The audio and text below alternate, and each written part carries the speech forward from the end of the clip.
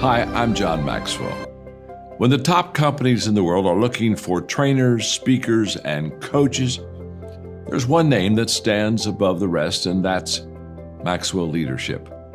Our certified team members have gotten proven results for companies all over the globe, and our reputation, I'm proud to say, is second to none. Some of our members have risen to the top of their profession, including the one you're going to meet today. I proudly introduce you to my friend Bob Fabian Zinka. Welcome to the Leadership and Success Podcast with your host, Coach BZ, where we help you lead with purpose and succeed with impact. If you're ready to grow into the kind of leader others want to follow, this podcast is for you. If you're determined to elevate your success and leave a lasting legacy, this podcast is for you. As my mentor, Dr. John C. Maxwell reminds us, everything rises and falls on leadership. Our goal is simple: to inspire you, challenge you, and equip you with insights that can transform the trajectory of your leadership journey. Welcome aboard to another episode of the Leadership and Success Podcast with Coach BZ.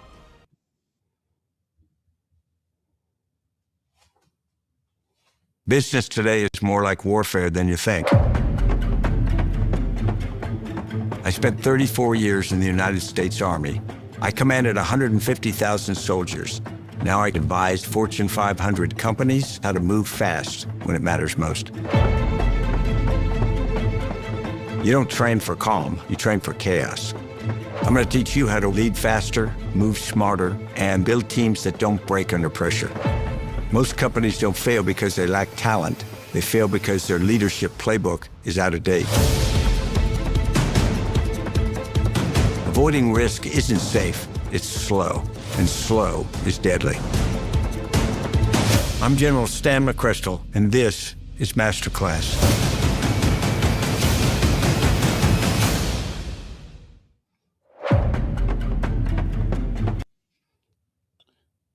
All right, everyone. Welcome to a very special edition of the Leadership and Success Podcast. I'm not going to spend too much time. Normally, I start with my moment of gratitude, but today we have a very special guest, really a man who doesn't need to be introduced at all. We are going to be speaking with one and only General Stanley McChrystal. To me, he's really a living legend, one of the most consequential military and leadership thinkers of our time. And we are so grateful to have him on the podcast today.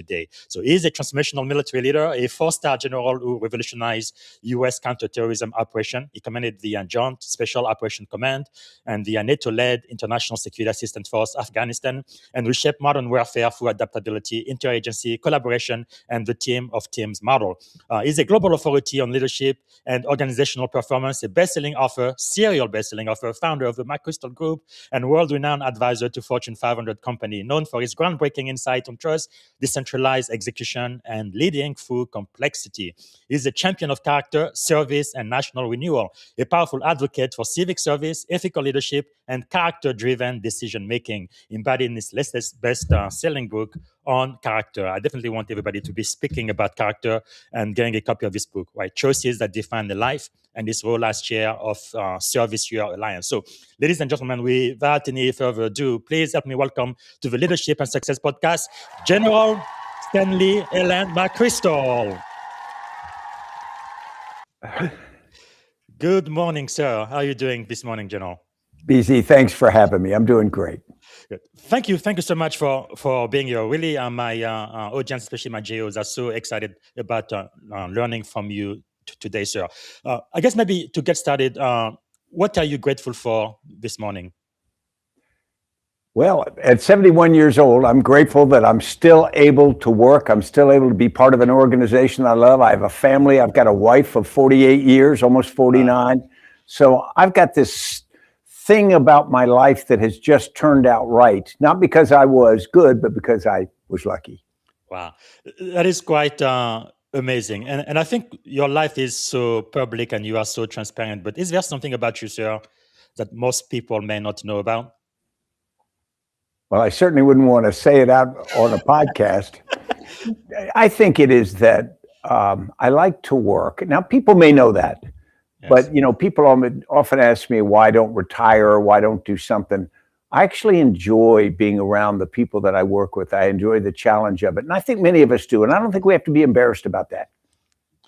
Well, now, um, during the intro, I did show a picture of your father, who was a major general. You definitely come from a long line of service member, right? A proud family of military service. What early lessons from your parents, and especially your father, Major General Albert McChrystal, shaped your understanding of leadership?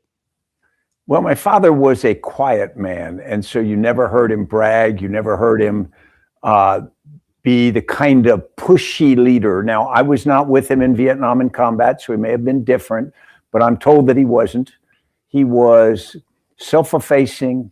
He was focused on the mission and serious, but he was not the kind of person that wanted the spotlight on himself.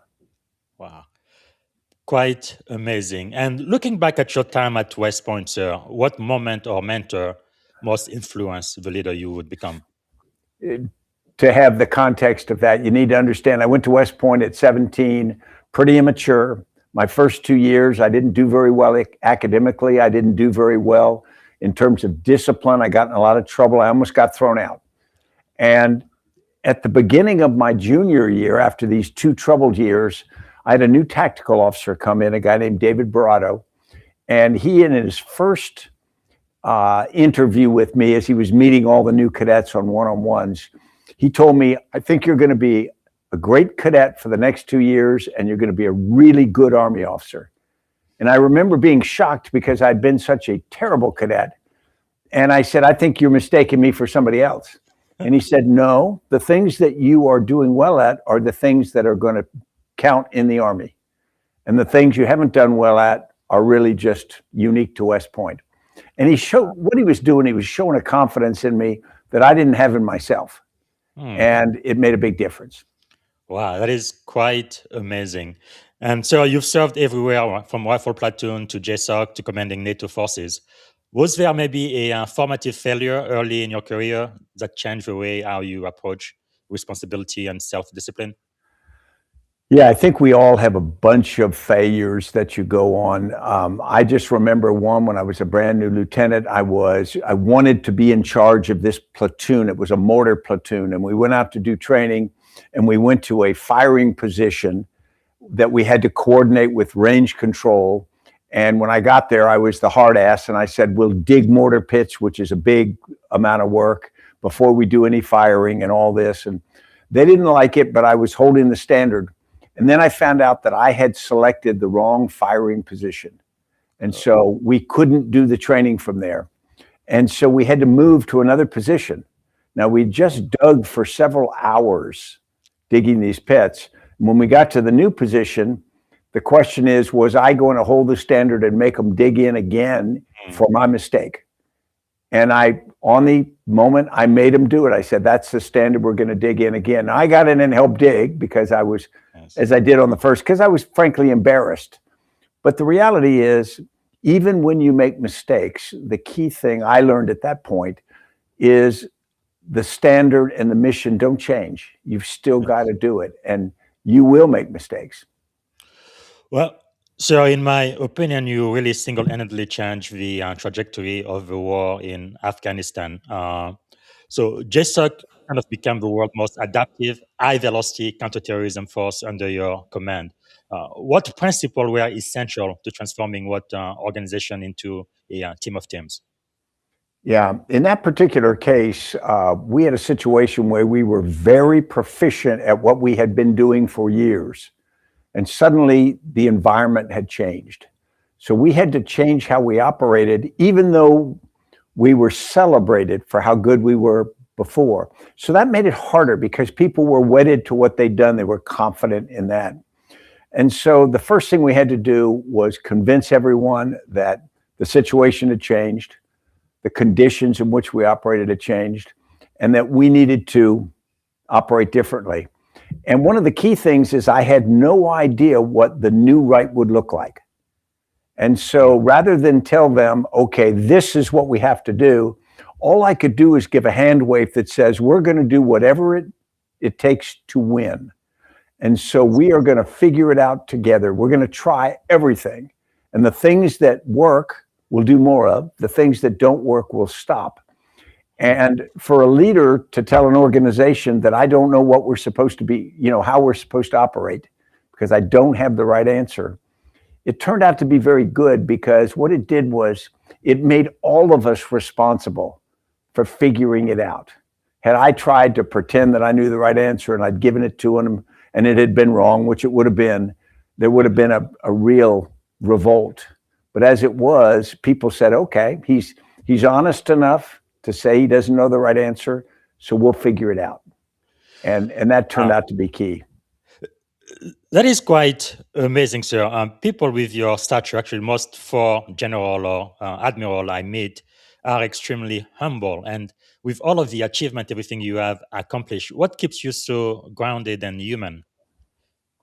Well, I think reality does. I think most of us understand that everything that gets done in an organization really gets done by the people close to the problem, whether it's close to the enemy or close to the customer or close to the work at hand. The leaders are only enablers. And most leaders have some form of imposter syndrome, because we were all junior and we were knuckleheads just like everybody else. And partly through luck, we rose to a level of responsibility where suddenly everybody treats us with respect and laughs at our jokes and does these things. But we know we're the same person we were. And so if you can keep that sense of reality and say, I'm here partially by fate, and so I'm really here just to try to help everybody else get the job done, then I think it gives you a better frame of humility is the right word. Wow. So in special operation, trust is everything. How do leaders build the kind of trust that withstand uncertainty, pressure, and risk? Yeah, I think there are several ways. And I would start is trust comes from interaction. It comes from experience. When I talk to people and I ask them who they trust, they will usually say their spouse or their pastor or their teacher. And I will say McDonald's. And they go, wow, I don't even like that food. And I'd say, it doesn't matter. When you see the sign, you know what it costs. You know what the quality of the food is. You get to make a judgment because you trust that when you see that, you can make a decision. Trust usually, when someone or an organization, comes from interaction over time, where you find out that if you work with me, BZ, you'll find out whether I am competent to do what I claim I do, whether I have good intentions, and whether I have integrity. And you really need to have experience. If I just say, trust me, you'll go, okay, but then you'll test those. So organizations have to create situations where the people who are going to work together get those repetitive interactions. The next thing is certain standards. Like if someone is a naval officer, you look at them and you say, okay, I know that person went through certain training that I know enough about to know that if they came out and they did okay, that tells me something. So there are a number of things like that, almost qualifications that can add to it as well. Well, so we just got our first comment from the live audience. So we have Michael Garrett from Charlotte, North Carolina, saying hi. And I have a question from a member of the audience. They are asking, sir, okay, I got it here. How have your views on civil-military relations evolved over the past 15 years? And what guidance would you offer to leaders at all ranks in navigating today's political environment? Yeah, I would say it's very difficult right now. The civil-military relationship in the United States is based on the idea that the military will remain apolitical. And in response to that, the civilian leadership has got to treat the military apolitically, not pull the military into political discourse or interfere for political reasons. In my entire career, I never knew what political beliefs my peers had because we didn't talk about it. What's happened in the last 15 years, which is pretty open, is at times there have been perceptions that military get too political, or more recently that decisions are made about military leaders, removing them for political reasons. What that does is it endangers that relationship. There's a sacred purity. Now, it's never been perfect. In American history, there's always been times we don't get it right. But the goal has to be to keep the military out of the political sphere as much as possible. And then for the civilian leadership not to politicize how they handle the military. Well, that is really insightful, and I think really foundational for anybody in the military. I think from E1 to O10. I know in boot camp, that's one of the things they definitely emphasized when I went back in 2005. But back to the work you did in Afghanistan, sir. So you led over 150,000 troops from 45 allied nations. That really required unprecedented synchronization. What did you learn about unifying teams who come from very different organizational cultures? That's a good way to describe it, because all these different nations had different equipment, different training, different backgrounds, histories. So you're trying to connect them to an overall. First thing at my level is to communicate that mission clearly. What are we trying to do? What's the outcome when we need to do it? And try to get people to believe and accept and align on that outcome. And it's not simple, because there are other political factors that impact them. Then as you talk about operational interaction, you have to recognize that each player on the team comes with different skills, different background.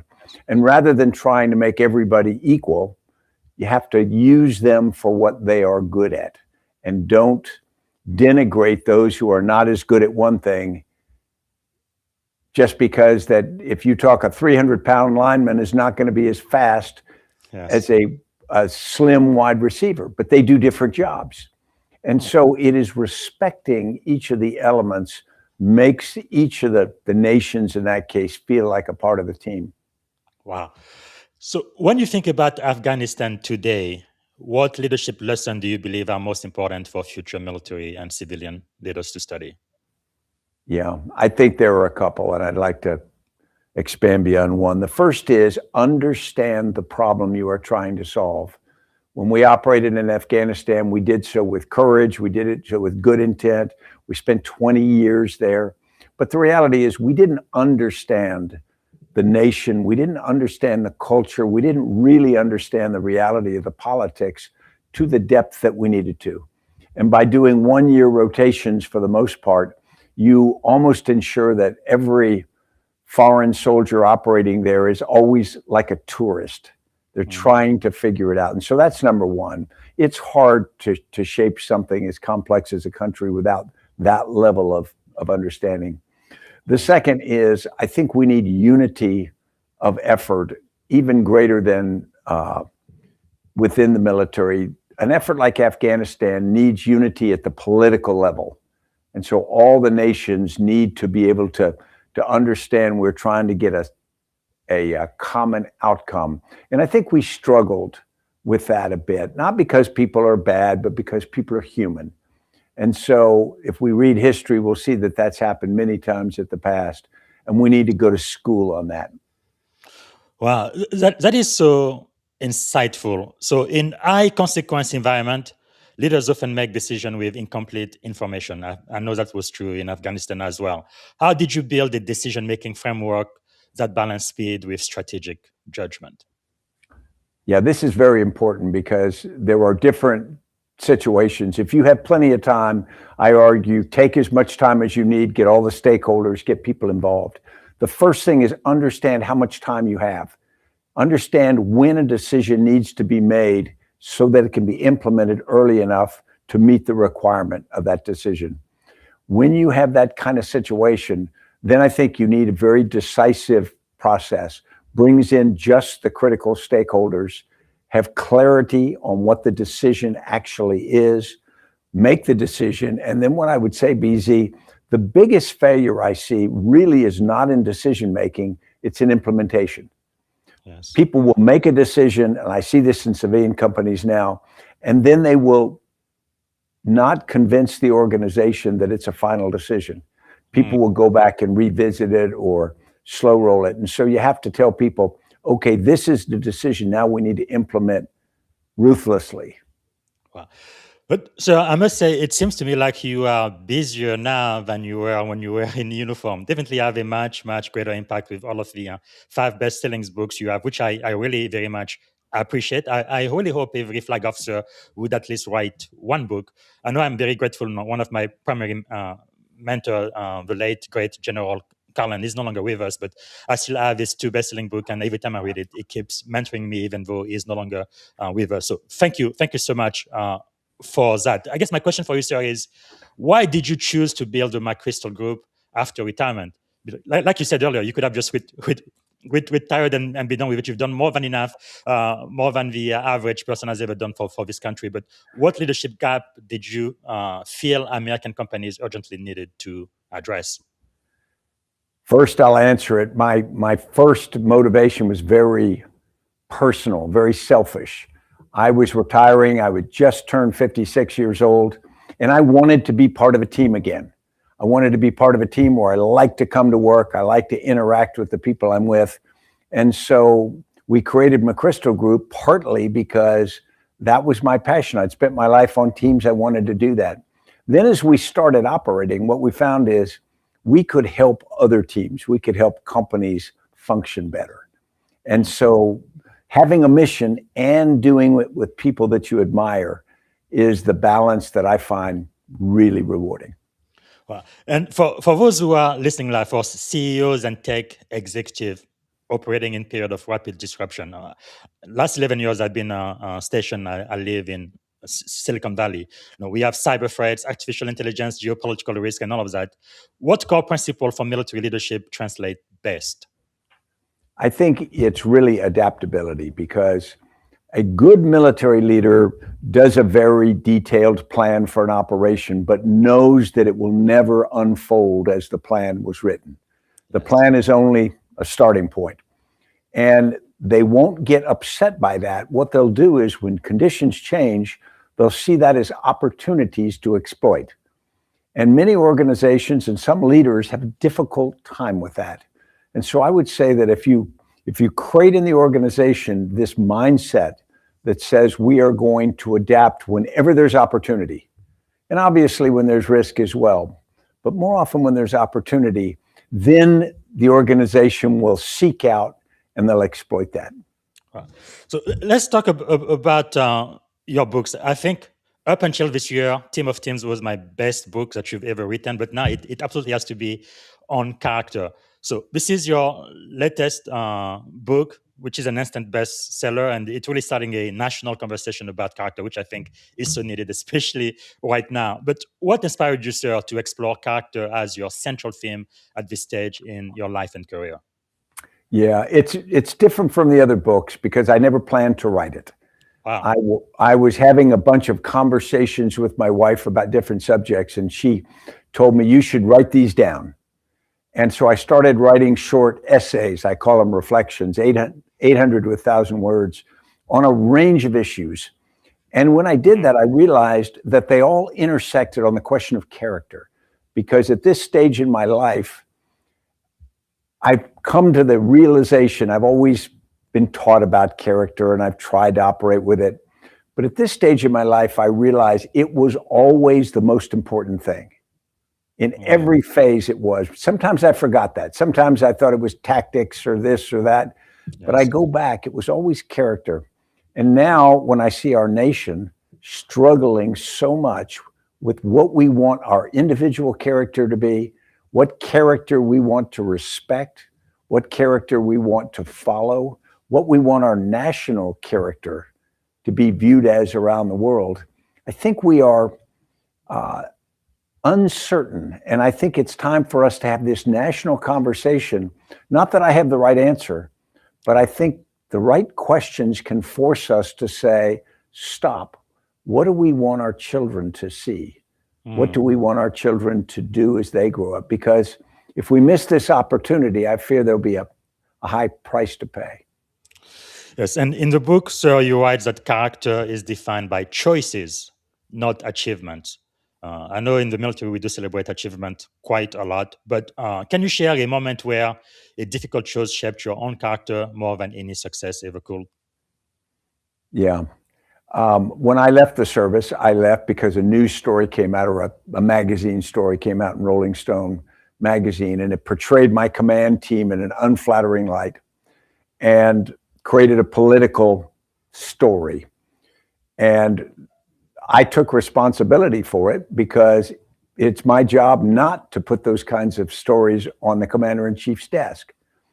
And it wasn't because I thought the article was accurate, but because I was responsible, because I was in command. And with all the things that go with command, the respect and the advantages, also comes responsibility, and you have to accept that. And so at that point in my life, I accepted responsibility for that, and I redirected myself. You know, I went through a period wondering what I would be now that I was no longer a soldier, and you go through a bit of an identity crisis. But I redirected myself and said, I'm not really different.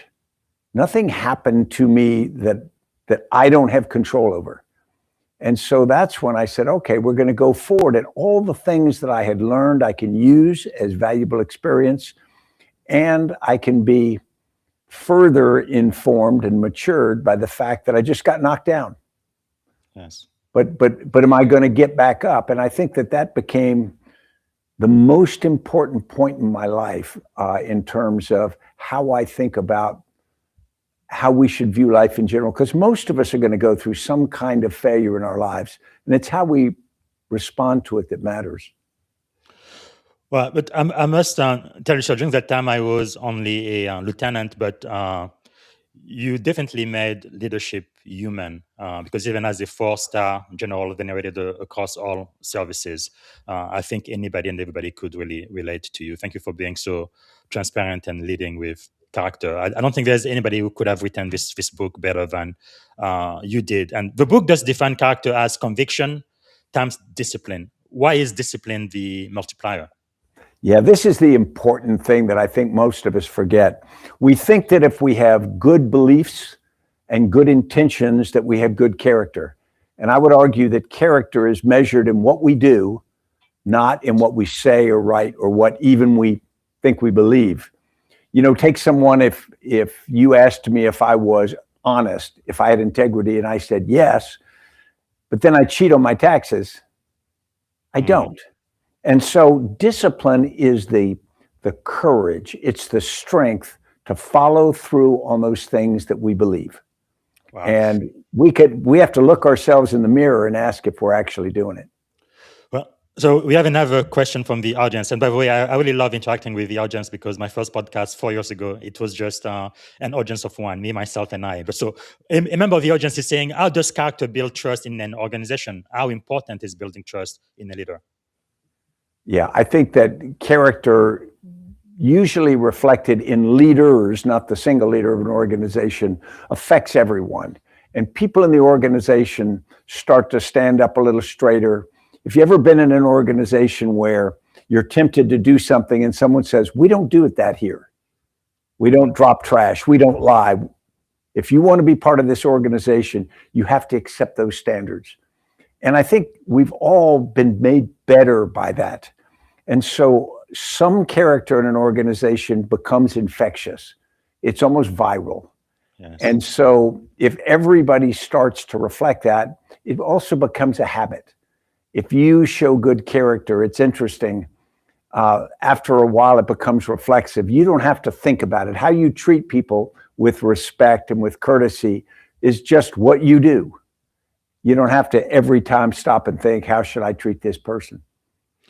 Well, I think maybe one of the most important questions I would ask about your books here, because I'm very, very passionate about the next generation of leaders, especially in the military, both enlisted and JOs. But last 11 years, I think Silicon Valley as well. How can today's military officer, engineer, and emerging leaders use the principle of a book to navigate complexity, ethical dilemma, and personal growth, especially in this AI era? Yeah, I don't think we're doing it very well right now, let me tell you, because we've got a lot of people who have celebrity and power, money, whatever rank, whatever they sought. And so they then don't display the kind of character that they actually know is right. They back things or say things or do things that aren't the kinds of things when we were young, we thought we'd want to do, or certainly not what we want our kids to do. So I think the first thing we have to do is figure out what's important.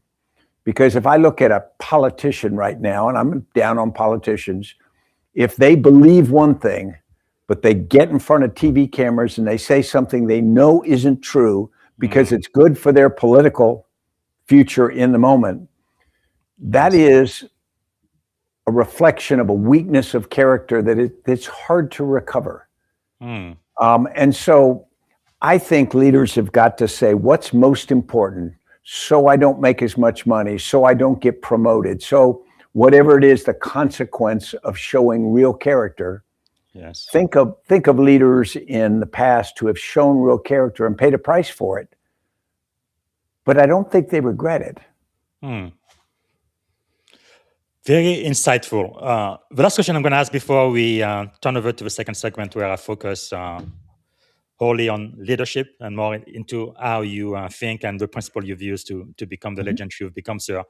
As chairman of the Service Year Alliance, you champion the idea that every young American should have the opportunity to serve, not just in the military, but really serve their country in some way. Why is national service so vital for our democracy's future? Yeah, I think serving the community, and the community can be the nation, is critical for several reasons. One, because we need everyone to have that habit. You know, we go back to the greatest generation when 12 plus million Americans were in uniform and everybody else had some way they had to serve the nation. They left that experience feeling as though they were shareholders in America, that they had a right to things about voting and whatnot. And that's part, responsible for the nation. And right now we have very small military. We don't need that many people to enlist in the military, but we do need everyone to, within themselves, have the experience that builds up that habit, that belief. And you won't learn civics just in a high school classroom. You learn civics by doing things for society. And so I think that experience starts to build a habit and a belief that is critical. And it can build a link between fellow Americans that otherwise wouldn't interact with each other. And so I think it can be a bridge across our many divides. Absolutely. And what do you think, sir, is the greatest lesson in life, in leadership in general, you have ever learned? Yeah, I think that you are you have agency over what happens. When you are very successful, how you respond is your responsibility. But more importantly, when you're very unsuccessful, how you respond is up to you. Nobody can take your dignity, your integrity, or your character away. Only you can give it away. And so for me, the biggest thing is understand what's most important. What's the essence of BZ, and don't let anyone else have it or devalue it. Well, that is powerful. I have a related question to what Michael Garrett is asking about secret. What do you believe, sir, is the secret of your extraordinary success? Well, I mean, I'll be honest, part of it's just luck. The leaders who get to certain levels are lucky to work for and with really good people. I think working around really good people gave me examples that I could follow. And also some leaders who taught me discipline, sometimes when I didn't want to be taught discipline, and forced me to do things that I wouldn't have done otherwise. And so I'm a great believer that environment shaped me. I don't think anyone comes out of the womb a great leader. I think you learn that. And so I was fortunate enough to have opportunities, but we need to think about that. How do we create opportunities for those people below us who have the talent and the motivation to lead? Yes. And what do you think, sir, is the greatest leadership advice you have ever received? I was a brand new lieutenant, and I had this issue about whether I was going to support a squad leader or a soldier in a disagreement that they had. And the temptation was to support the leader because he's in the chain of command. But the soldier was actually right in the issue. And I remember another leader looked at me and says, you always have to support what's right. And even though it may be uncomfortable with another leader or somebody you care about, as soon as you don't support what's right, you regret it. And I think that's true even when you get very serious, very senior. Wow, always support what is right. I know. I believe all of the military school.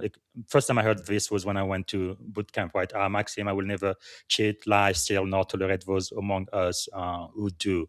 I feel like in the military, it's really one of the best leadership organization in the world. That's just my opinion, even at the lowest level, because when I joined, I was an E1 seaman recruit. But even then, I had this sense of agency. I lead, I influence myself, even though nobody reports back to me.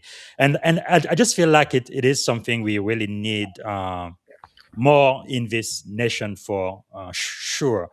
And of all of the books you've written, like I said earlier, sir, in my opinion, you were really born to write this book. That's the best one. But which one of your books is the best one to you? I am partial to the same one on character because it's so personal. Each of them has sort of a different angle to them, but on character, I couldn't have written 20 years ago. Yes. I had to be 71 years old to write that. I had to have scar tissue in life and the idea that mortality is real. And so I think it gave me a different perspective.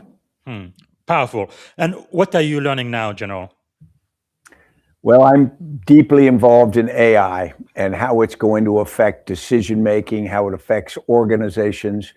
And at the end of the day, I'm concluding that the human part of us, the decision-making, the maturity, the judgment, that will be something that will be increasingly valuable.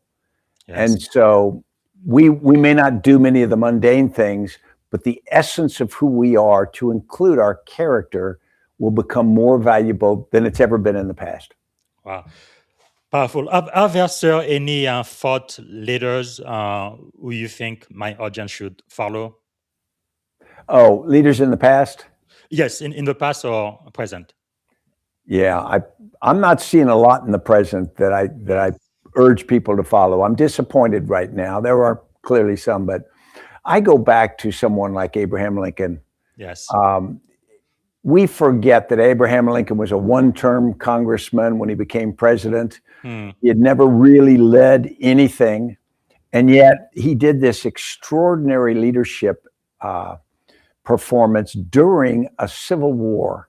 And he had to make difficult decisions that were controversial. In many cases, he was hated. And to be able to stay the course, and sometimes with a sweep of history, it looks easier than it was. And here's a guy who trying to figure it out. And so when I understand just how hard it must have been for him, I have even deeper respect. Wow. That is quite powerful, because the next question I would ask you, sir, is if you could choose 3 people to have dinner with, they could be alive, dead, or even mythical figures, who would you choose and why? Yeah, it's a great question. I'd have to go back to Marcus Aurelius and sit down with him, because although Meditations is fascinating, he was a soldier and an emperor and a philosopher. Yes. And I just kind of would love to hear what he has to say about that. George Washington would be fascinating to me. You know, here he is, the richest man in the country or close to it, and he puts everything at risk, and he does this, leads this revolution for so many years, and then he leads the nation. And what would he tell us now if he watched us now? Yes. That would be very interesting to me. And of course, Abraham Lincoln, although I think we have more data on Lincoln, we can probably predict what he thought better than any of the others, but he would still, to me, be fascinating. Especially one thing I really, really admire about our first president is he refused power, which is extremely, extremely rare. And I wish more politicians would think that way. Because as you can tell by my accent, sir, I wasn't born in the US, but I had to study the Constitution before I became a US citizen. And it's just amazing to me how it's pretty clear the intent was to go to Congress or serve for a term or two and then go back into society. But today, people pretty much die in office, which doesn't make any sense at all. But anyway, so one question I have for you, sir, what is one book you would recommend outside of your own books? Yeah, there's a novel from 1968 called Once an Eagle. And when I was a younger officer, most Army officers read it. It's a story of two Army officers going through a career from World War I. And the reason it's so special is it goes into the culture of the military, particularly the peacetime military between the First and Second World War. But it's a leadership book better than any I've ever read because it's very practical. Now, it's a very long novel. You got to want to read it. It takes time, but it goes into the essence of leadership in a way that I think I've not seen in anything else. Well, Once an Eagle by Anton Myrer, right? Correct. Yeah. Wow, this is powerful. Definitely will add that to the reading list. And actually, before I ask you this question, sir, I just want to read the first paragraph of your book because I think it is very, very telling. So you write, if I am ultimately buried at Arlington National Cemetery, my grave, by regulation, and just like my father's, will be marked with a 13 by 42 by 4 white marble headstone, upon which a maximum of 11 lines of text will record my name, dates of birth and death, military service, final rank, and perhaps the wars in which I serve. On the other side will be my wife's name and the dates of her life. The question I have for you, sir, if you had one and only one day to live, what would you have liked your final contribution to be?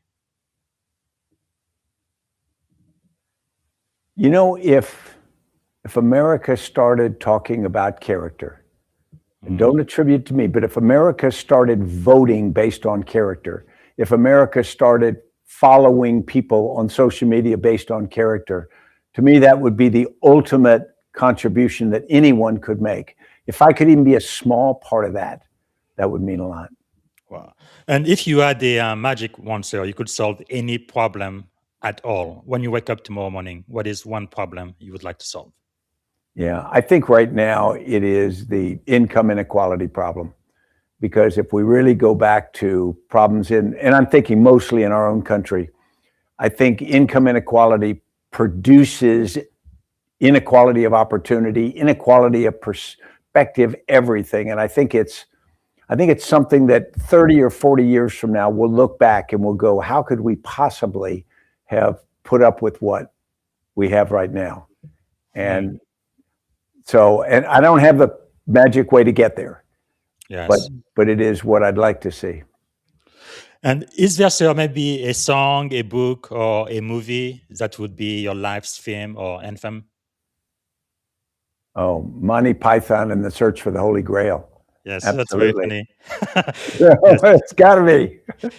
Absolutely. So now we get to a part where I ask you, how can we add value back to you? Thanks so much for making the time to speak to my audience. This has been a great honor. How can we pay it back, sir? Yeah, it goes back to what I said about character. If people would go into their churches, into their schools, into their workplaces, and they said, let's stop talking about specifics. Let's talk about character for a bit. Let's look at character as a metric that we judge people on. Now, there's always a temptation to say, that person's a terrible person, but he's our best salesperson or our best ball player or whatever. So we'll put up with bad character. What if we didn't do that? What if we said, there is a threshold of character that we require to be a part of this? I'd like it to be a part of our society.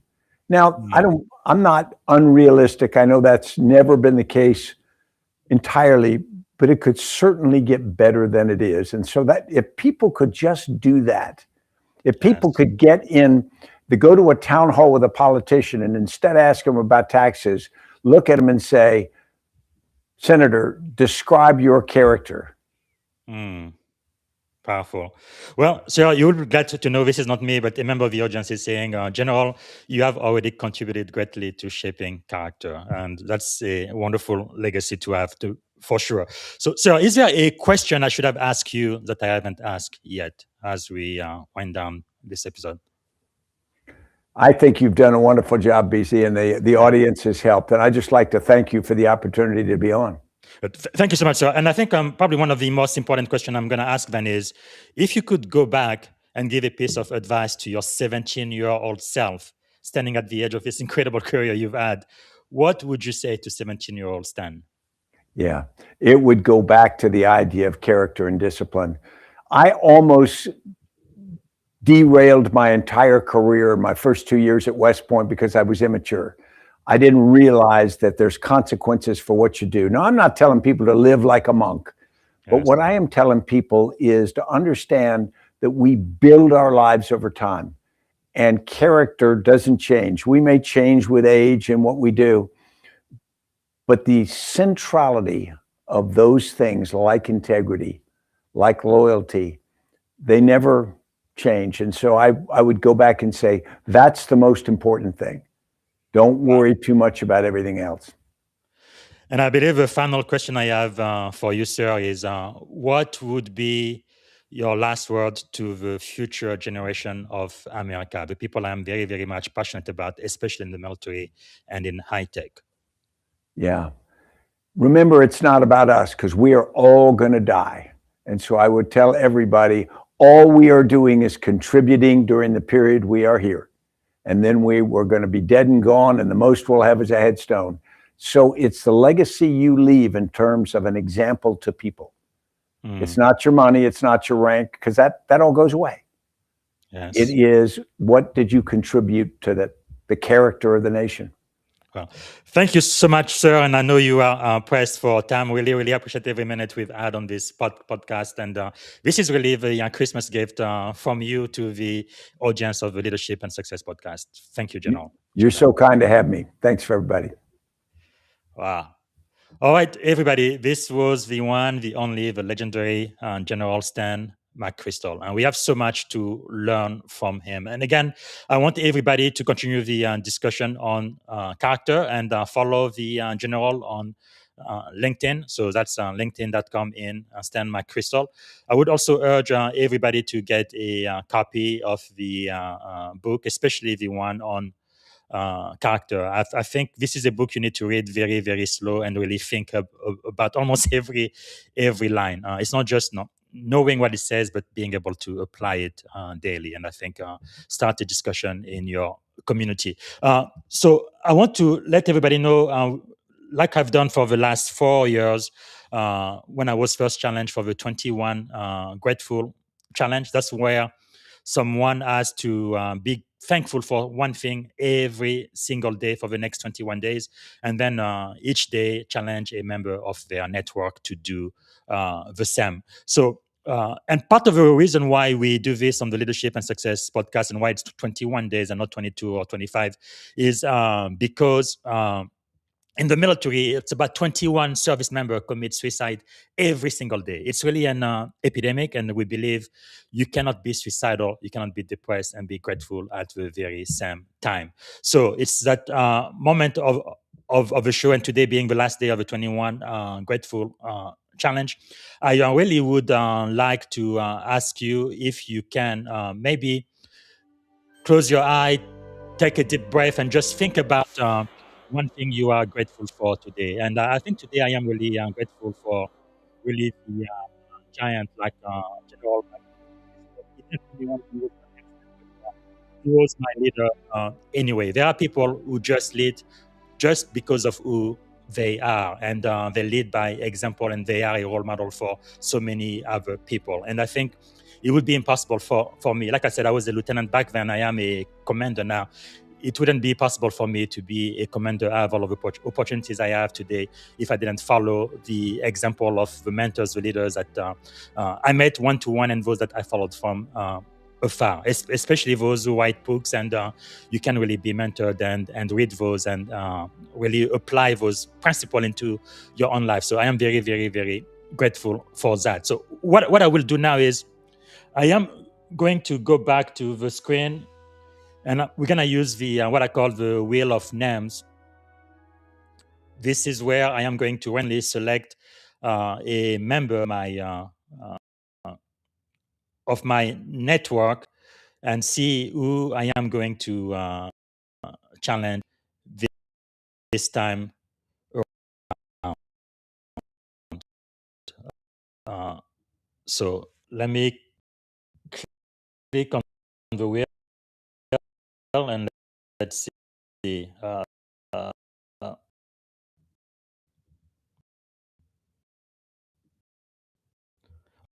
okay. It's,